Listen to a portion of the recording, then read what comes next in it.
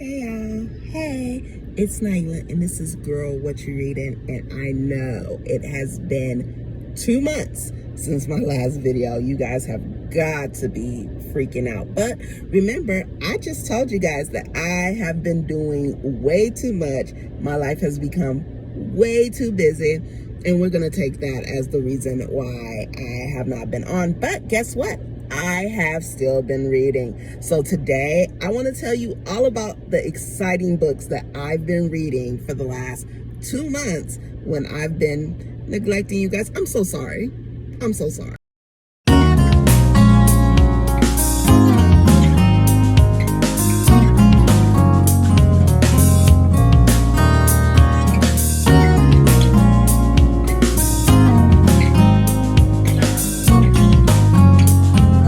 So clearly I am out and about, still being busy me. So you might be asking yourself, why now? Why is she coming back now? Well, I've just finished a really good book by Jodi Picoult, and I really wanted to let you guys know about it. It's not new or anything, but that was my first thought. Like, I want to hop on and let my people know about this great book that I just, well, not great, but good book that I just read. And then it came to me that it's been about 2 months since I've made a video. So it is time to let you guys know about all the books that I've read. And then I was like, yeah, it's gonna be a much longer video than what I normally do, but my audience deserves it. I've been MIA. It's time to give the people what they want. So first up, the first book that I read after the last one that I read that you guys know about. Yeah, that's where we're going with this. So, The Vanishing Half by Britt Bennett. Listen, this book had me hooked from the jump, okay?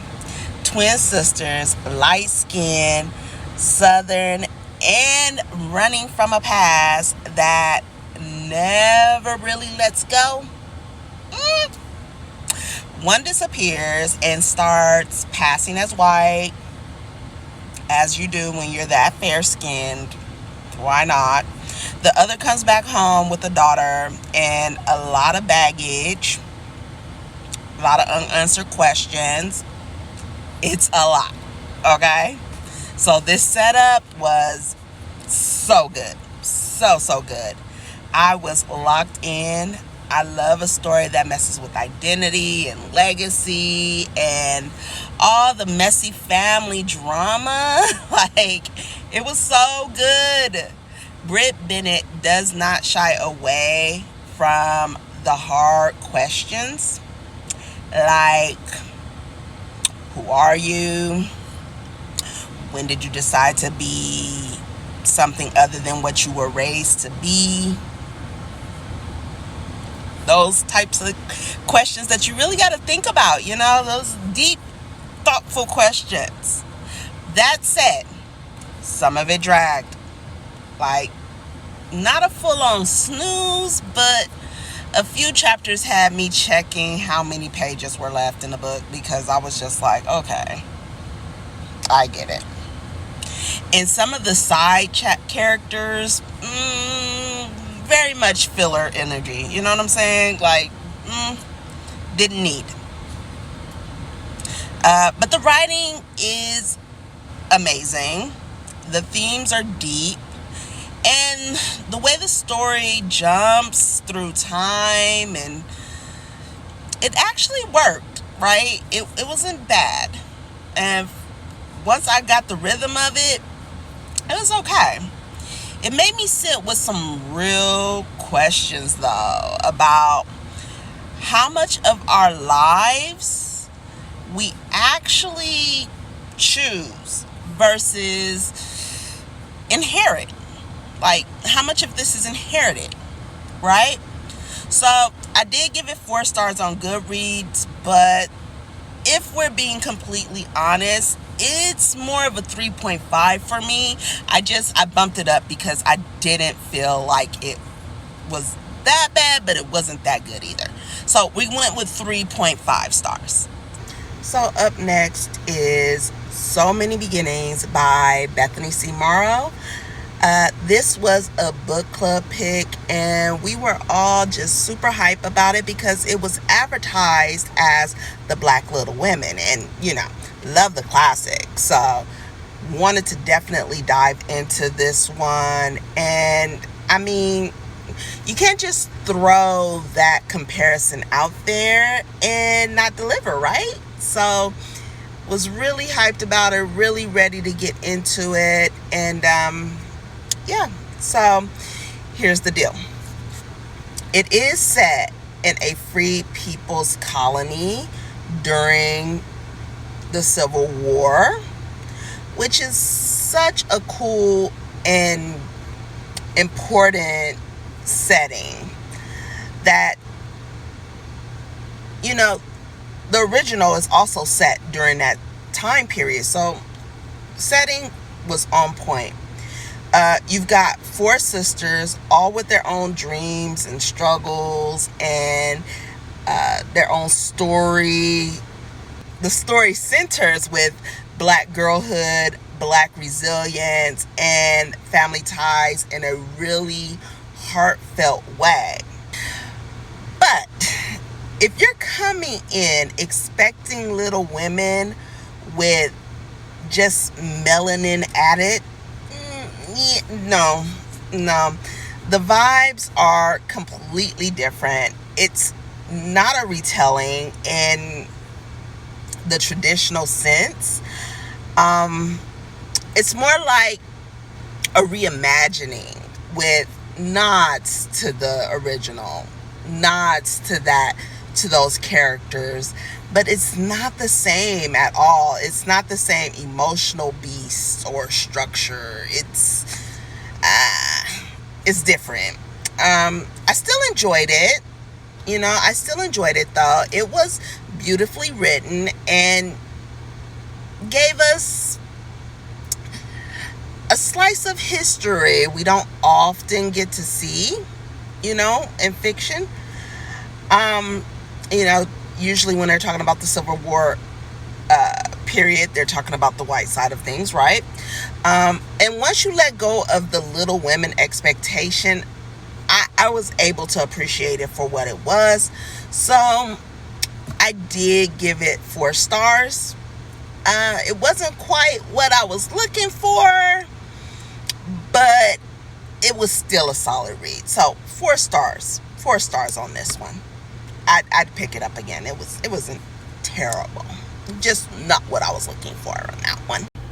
Alright, book 3, The Night She Disappeared by Lisa Jewell.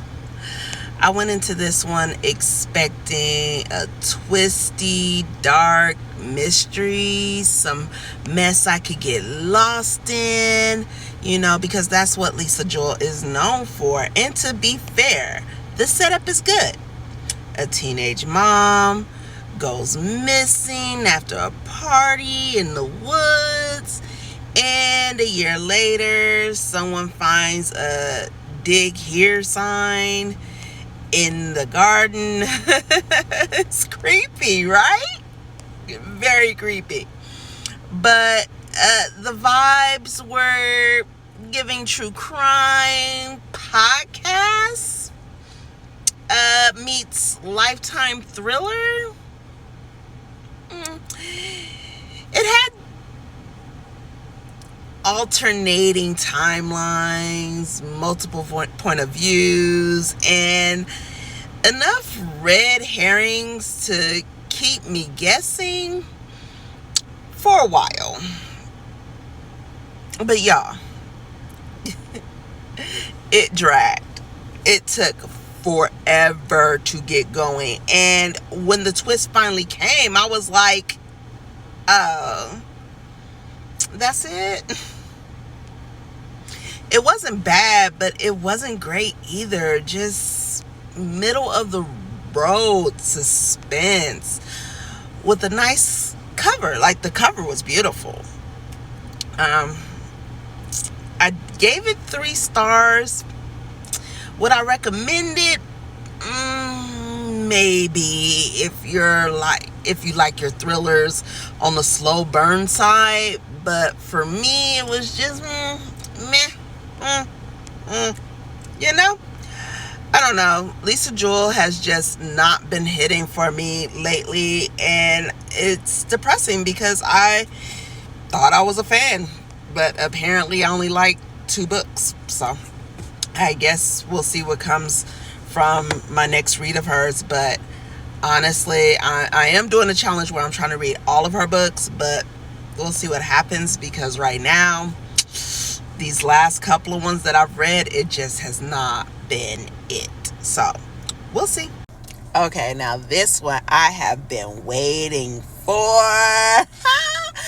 On to Vera Wong's Guide to Snooping on a Dead Man by Jesse Q. Sutanto. Y'all know I can't pronounce that name. I have not been able to pronounce that name. You know, I wasn't even able to pronounce it the last time. But this is book 2. This is the second Vera Wong installment. Came out this year, and spoiler alert, she is just as nosy, just as quirky, and tea obsessed as ever.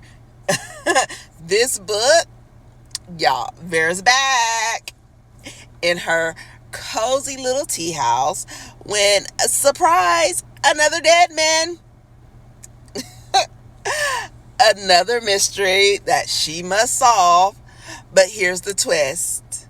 This time, Vera's already got her reputation from the last time, right? People are expecting her to sleuth. People know what's going to happen, right? The local community, they are watching Miss Vera this time. Her snark is on full display. People know what to expect. And I was absolutely here for every bit of it. What I loved, let's think, it's like a warm hug from an overly opinionated auntie who knows everybody's business, everybody's secrets, like everything. Like the found family vibe is strong, and the comedic timing hits every time. 1 minute you're sipping tea, the next you're deep in the mud with a body. Like, what? And there's this flustered detective that really wants Vera to leave it alone, but the detective might love Vera more than she wants to admit. So, like, oh my God, this sequel didn't just meet expectations, it leveled them up. Like, the pacing feels tighter, the stakes feel more real, and the cast of supporting characters, like, love. So fun.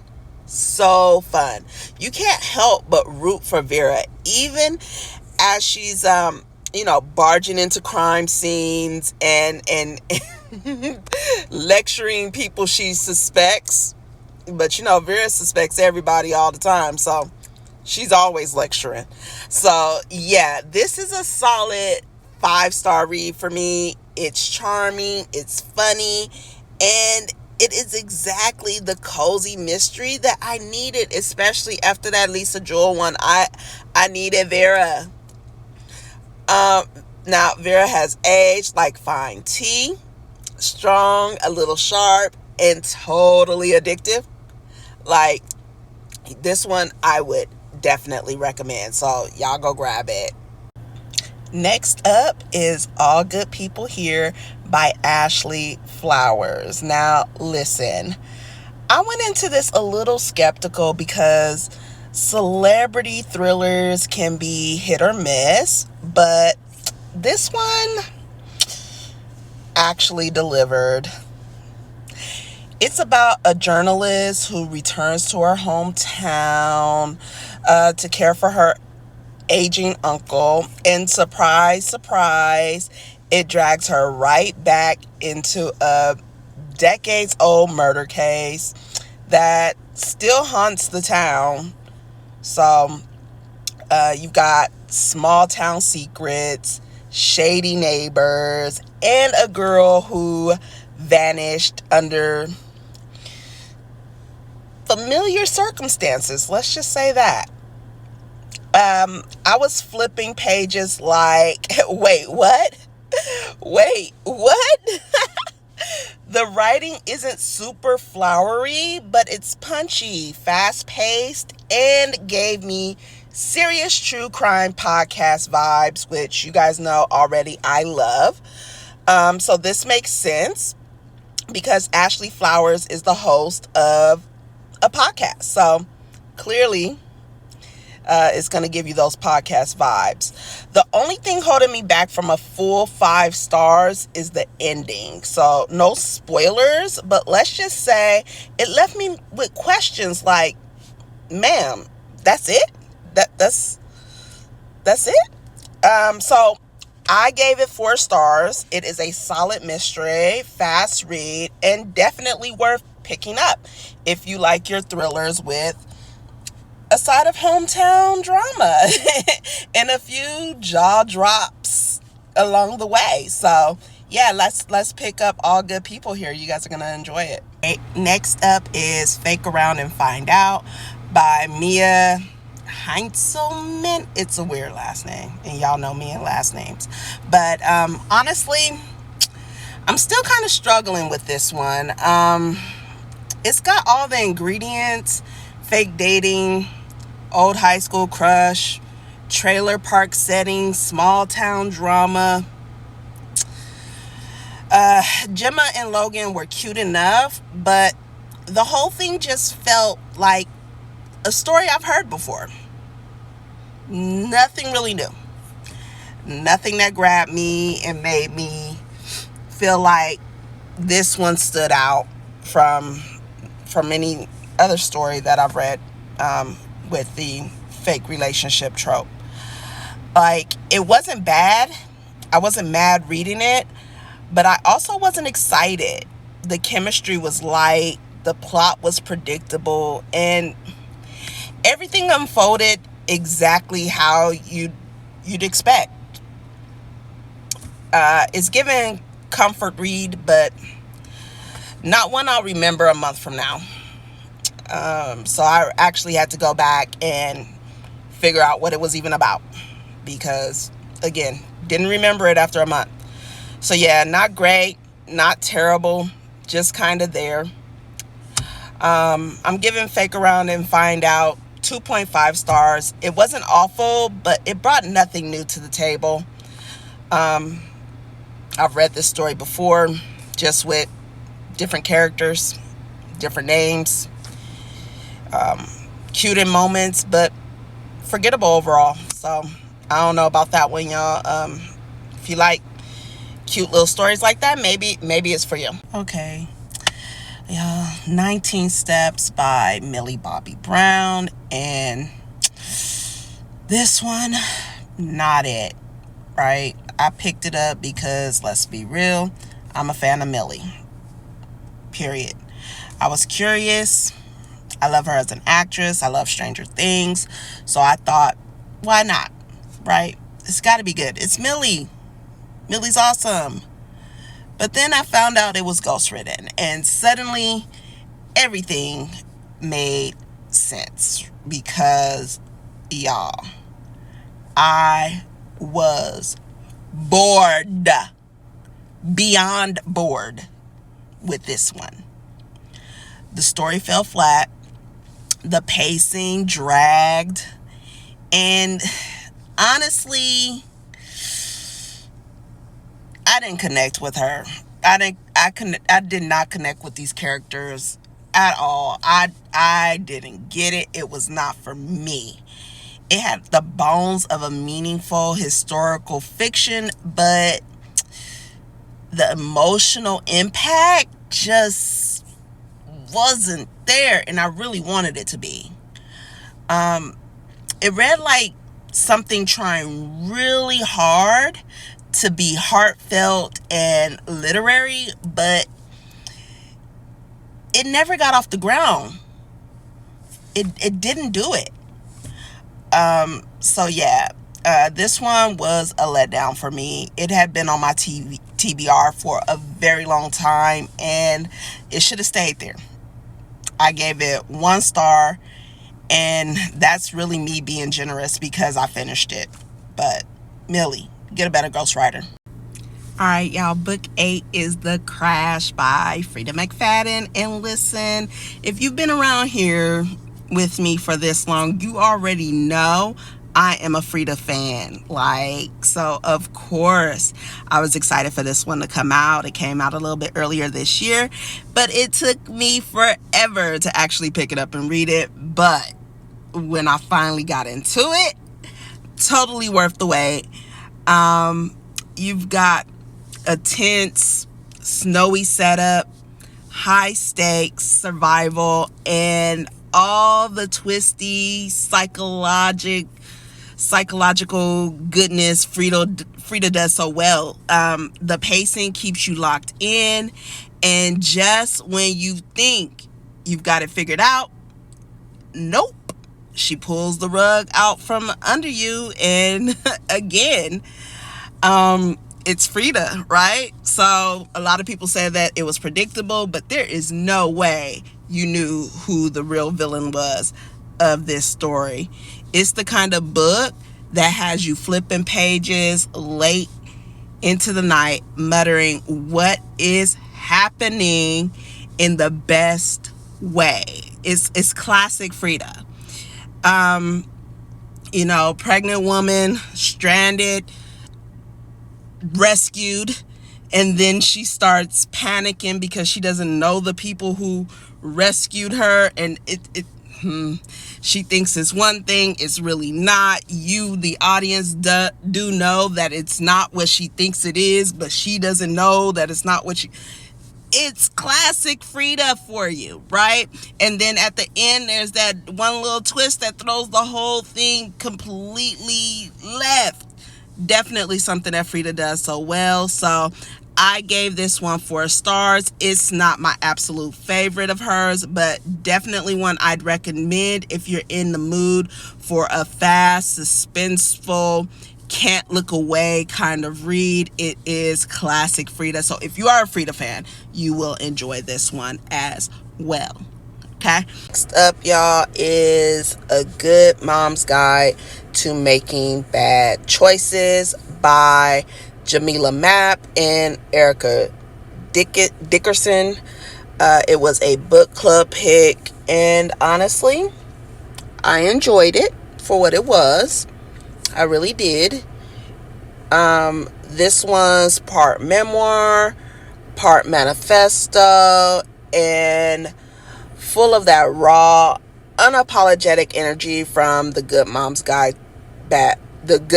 Bad Choices podcast. Sorry about that. That is Jamila and Erica's podcast. You guys should check that out if you haven't already done so. You get their real stories as single moms, those boundary issues, messy friendships, and all the times though they made bad choices, but still showed up for their kids. Like, they were trying. And that's what motherhood is about. It's honest, it's fun, and it feels like a cozy chat with your best real life mom friends. It goes through their whole life and even how they connect with each other in the end. But here's the thing. I've already read The Moms Are Not All Right, which hit much deeper emotionally for me. So A Good Mom's Guide felt lighter, more breezy, more podcasty. And I know podcasty isn't a word, but it gave podcast vibes, so I'm going with podcasty. Then a full-on emotional dive, it wasn't that. So for me, it lands at 3.5 stars. It's relatable, heartfelt, and exactly what you want if you're looking for a real, funny, mom-focused read. But if you're after something heavier that digs into the gut of motherhood, it might feel a bit surface level. It might fall a little bit flat. So 3.5 stars I feel is fair, especially because you guys know I'm an emotional reader, and what I was looking for, this one just did not give me. So 3.5 stars, that's where we're landing on this one. Okay, book 11 is I Kill Killers by S.T. Ashman. And let me tell you, this one was intense. It's been marketed as the female Dexter, and y'all know I love me some Dexter. But honestly, this wasn't that. It had totally different vibes, totally different feel, but in a good way. So our main character is fierce, morally gray, and seriously unbothered about playing by the rules. It's violent, it's gritty, and it hits the ground running. The tension stays high the whole time, and the justice, let's just say, is handled with a knife, not a courtroom. So what really got me excited though, this is just book 1 in a trilogy. So there's more chaos, more kills, and more character development to come. And I'm definitely coming back for it. So I will be reading those other 2 books. I gave this 4 stars. It's a strong start, and I'm curious to see where the rest of the series goes. So I Kill Killers. That one got me. And I'm non-violent, but I love reading about it.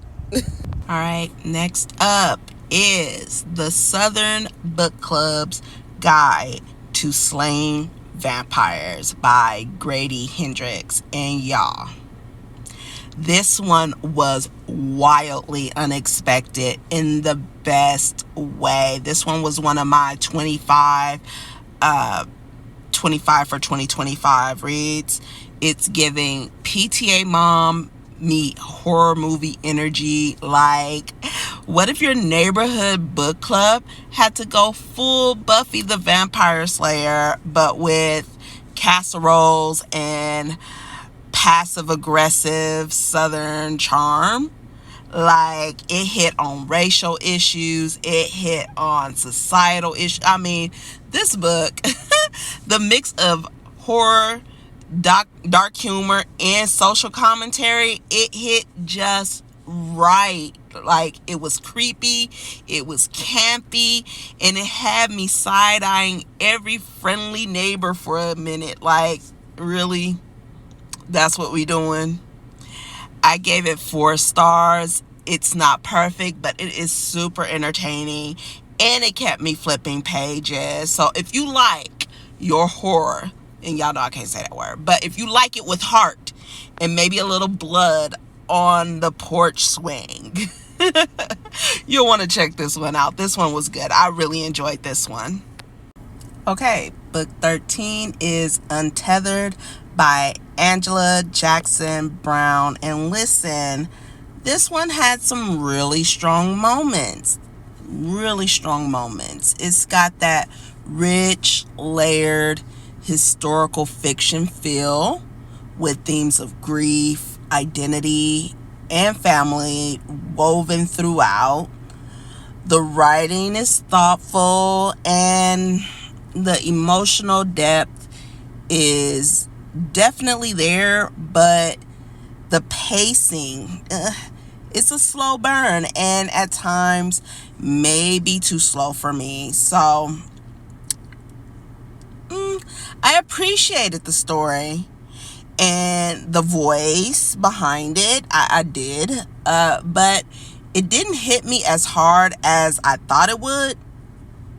So still, there's something powerful in the quiet strength of it. So yeah, I was kind of iffy on it. So on Goodreads, I gave it 4 stars, but honestly, to me, it is a 3.5 star read. So it's somewhere in between there. Beautiful in places, but didn't fully grip me the way I hoped. Worth checking out if you're in the mood for something reflective and grounded. Yeah, but yeah, I'm saying it's somewhere between a 3.5 and a 4. I'm gonna stick with 3.5 for the video though. And last but definitely not least for this batch of books, Plain Truth by Jodi Picoult. And if you remember from the beginning of this video, this is actually the book that inspired the whole thing, like this whole video. I finished it and I was like, wait, I've read a lot lately, So here we are. Now y'all already know I am a Jodi Picoult fan. Her books always bring the emotional weight, the drama, and the moral complexity, and this one was no different. It starts with the body of a newborn found on an Amish farm, and from there it becomes this layered story about motherhood, justice, and cultural collision. It's got some psychological drama going on in there. It's got all the hallmarks of a Jodi book. Follow as this big city defense attorney tries to navigate a case in a community that values silence and separation. She's trying to teach them about how we do things not Amishly. And they're like sticking to their guns, and it's full of emotional twists, moral gray areas, and those ethical dilemmas that Jodi is known for. Like, what I loved was how it didn't demonize either side. It just showed how complicated people and choices can be. Like, it's messy, but it's thoughtful, and it's totally absorbing. Like, it really goes off of like the cultural differences, and I feel like that's what it's mainly about, just respecting everybody's cultural differences, right? I gave it 4 stars. It's not my favorite Picoult ever, but it's definitely one that stuck with me, and clearly it made enough of an impact to get me talking about all the books I've read lately. So thank you for that, Jodi. Got me back on YouTube. But again, that's it for this batch of recent reads, and thank God, because my phone keeps messing up in this Arizona sun. But let me know in the comments, have you read any of these, or which ones have you now added to your TBR? And until next time, happy reading. Bye.